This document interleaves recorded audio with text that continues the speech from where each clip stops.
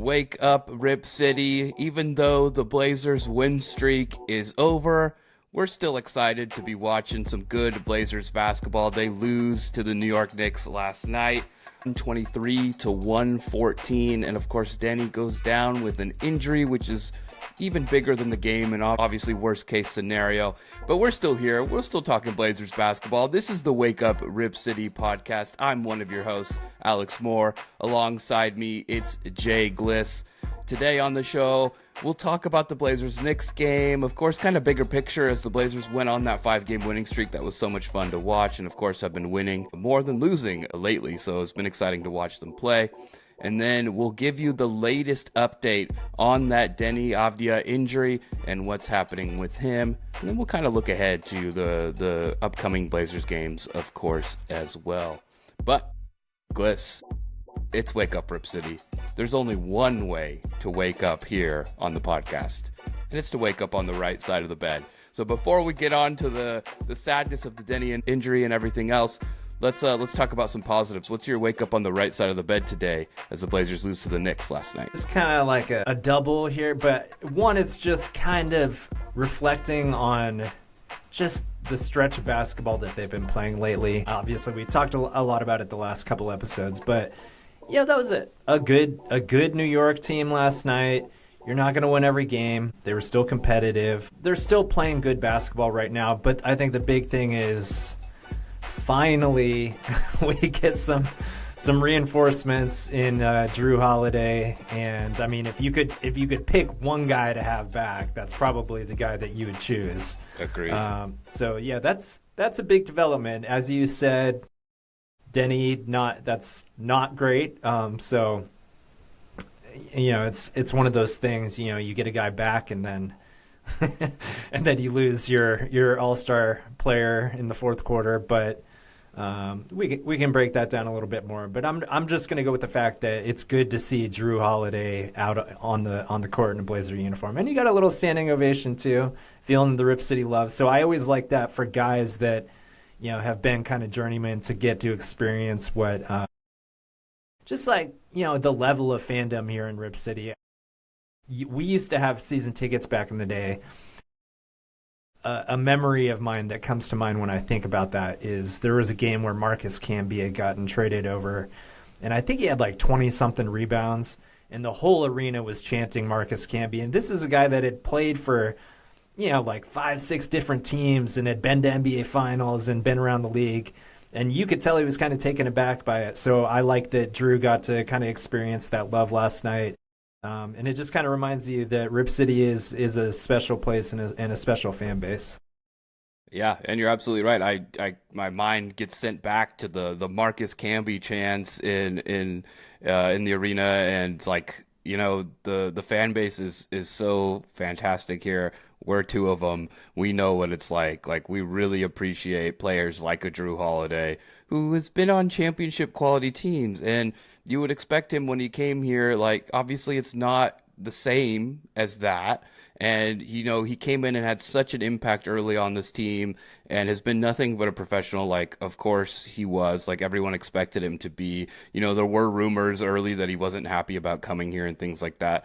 I think those ended up not being true, so it doesn't even matter. They're not worth revisiting. But yeah, I mean, he deserves all the love. I think if you and I would have, like, asked before the game, who's the one person that you want to come back, it was Jrue Holiday for sure. So it was great to see him out there. He played 16 minutes last night, had 8 points, and, you know, looked good. He looked good. That's all you can ask for. It's the first game back after not playing for almost 2 months. And he said after the game that a calf feels fine. So that's all that matters. You don't want to rush a veteran like that back on a calf injury, especially with what's going around all of sports right now. Yeah, let's not talk about it. I'm sorry, man. With Achilles injuries. We don't have to talk about that because that's a different sport, but that is a good point to bring up because the sport that you're talking about is, you know, George Kittle. He had been dealing with a calf injury and then goes out and tears his Achilles. So, I mean, the two things are kind of connected. So that is a scary thing when you're dealing with an injury like that. I think hamstrings, we think the same thing. Those kind of lingering injuries are scary to deal with, and you don't want to mess with it. That's for sure. Yeah, and of course, George Kittle tears his Achilles last night in the 49ers playoff game. Like Liz was saying, dealing with a calf injury. So just an example of why you don't want athletes coming back from these injuries so quickly. And we've been seeing them in the NFL, we've been seeing them in the NBA. It's such a weird thing that's happening. Like I was talking to some friends last night. It's like are why is this happening? It just doesn't make sense. Like I remember watching sports as a kid, like an Achilles injury it felt like it was so rare. I'm not backing this up with any scientific evidence. I'm just speaking anecdotally that Achilles injuries felt very rare back in the day, and now they feel like they're a very common occurrence. So I don't know what's going on. But all I do know is you don't want it to happen to someone like Jrue Holiday. You don't want it to happen to someone like George Kittle, who's such a beloved athlete. Like George Kittle is awesome, and I say that as a Seahawks fan. Like he's such a badass, such a guy you want to root for. And so it sucks to see like an injury like that happen to him. Especially at such a crucial time in the season or any time ever. So glad that Jrue Holiday was able to come back and play, and be effective on the basketball court and just get back in the flow of things. So it'll be exciting to see him get more involved in the offense. Man, he didn't come in the first quarter. I was like, what's going on? Is he not going to play? And then he comes in kind of late in that second quarter. But it was great to see him. Gliss, for me, waking up on the right side of the bed, I just want to give a shout out to Time Lord, who my favorite nickname I think in all of sports, Robert Williams. He leaves the game early a few days ago with the knee soreness. I was worried. Whenever he goes down, I think Celtics fans will know what I'm talking about. Whenever Rob Williams kind of misses time, I'm like, oh, that you never know. Like that could be it for him. He just has such a bad history with injuries. But he comes in this game, is super effective, scoring the ball. These lobs that he's just getting. I mean, I don't think I'll ever get used to seeing how fast this guy can jump. It's just Yeah. insane. And with that injury history, with his knee issues, he's beating young athletes off the jump like so easily, and he's just so effective at the rim with these lobs and stuff like that. And I've almost gotten used to watching them because they just happen so easily now. But that's not normal for a guy who's gone through what he's gone through, let alone a guy who has no injury history, to be able to jump as fast and as high as he can. And I mean, he's just so effective. And I've just loved watching him play. And I'm just so glad that he's had a stretch of healthy basketball lately. So I just want to give a shout out to Time Lord. I think he's fantastic to watch. And I'm so excited to have him on this Blazers team. And it's fun. And, there's trade rumors around him. So who knows how long we'll get to watch him play. When I hear trade rumors, I'm like, no, I love Time Lord. I love Time Lord. So I get scared about that. But of course, the Blazers have to do what they have to do to make the best roster possible. So I understand that. But yeah, Yeah. I love watching Time Lord play basketball. No, I mean he's one of those guys, kind of like what you were talking about, that Blazer fans fall in love with. Kind of Brian Grant esque type of player. Guys that do the dirty work. They're always going to be fan favorites here in Portland. Those hustle guys. So yeah, he's a lot of fun to watch for sure. It's another guy that I'd like to see remain healthy. Yes. See him out on the court as much as possible. See if we want to see this team, do bigger things this season. I think the Blazers have done a great job of managing his minutes and For putting sure. him in at the right times, and I think it's been great to see him get that action. So it's been awesome. He finishes last night with 12 points. The Blazers have three 20-point scorers last night against the Knicks. Deni with 25, Shaden with 23, and then Caleb Love again. He has 21. So, it before the game, I did not think the Blazers were going to win this one. I kind of was like, okay, they won five in a row. This is the one that they maybe drop, right? But I also thought that before the second Rockets game. So I was like, maybe I'm not a trustworthy person. My podcasting experience doesn't make me the person who can predict the Blazers wins or losses. But this one felt like, okay, the Knicks are coming in here. The Knicks, I mean, you look at that Knicks starting five. You just see that starting five. It's like, wow, those are all great players, and it's just a good team. It's a well-built team. It's a team that I like to watch. Me too. And they came out firing. Like they were likable star players. exactly. Obviously, Josh Hart, another one of those, kind of Love Josh Hart. Blazer guys, that Blazer fans love. Yeah, they're a fun roster. I would agree. They're probably one of my, outside of Blazer basketball, they're probably one of the teams that interests me the most to watch. 100%, and it's a team that you want to see win too. I want to see them be successful. I think it's exciting. Like, I guess I don't know. I mean, does New York need a team to be successful? It just feels like the Knicks haven't been successful in so long that maybe they deserve it. But I don't know why I'm talking about a big city like New York like this. I think it's a good thing when the Knicks are relevant, and they've had a really long stretch of not. It's really back, the 90s, they were very good, during the Jordan years. But since then, it's been pretty much a struggle. I think they went to that one NBA Finals, I think it's the 8th seed in 99 against the Spurs, the shortened season. But, it's, I don't know, it's not a bad thing to see the Knicks relevant, especially when they have, like a likable team. For sure. And Jalen Brunson, I mean, you look at his trajectory and kind of his career, it's just awesome to see him be successful. And he's cool. I just like him. Like you see those clips of his podcast and stuff like that, fellow podcaster Jalen Brunson and him and Josh Hart, and like they're just fun. You just want to root for them. But you knew that they were going to come out playing, and when they're hitting shots like they were last night, it's like that's a tough team to beat on any given night by any given team in the NBA. And, the Blazers still put up a great effort. We're in it down the stretch. It definitely fell apart at times. Specifically, and we might as well get to it now. Deni comes down and immediately grabs his lower back. And I have to say, it looked really bad originally. I was like, this is a non-contact injury. This is going to be terrible.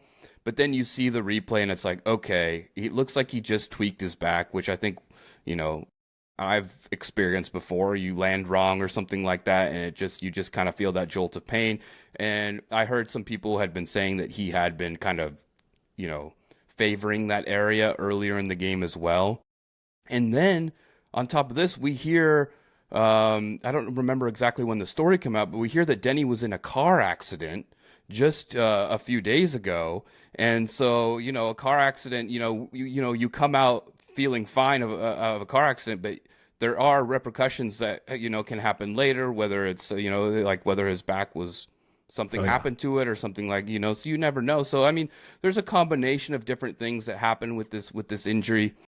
He goes back to the locker room and it was the Blazers end up losing by 9, in that game. But it's like the game doesn't matter all of a sudden, It's like when something like that happens, it's like, who cares? It's kind of shocks you. Yeah. Yeah. Your all-star has ran back immediately to the locker room. There's more to worry about.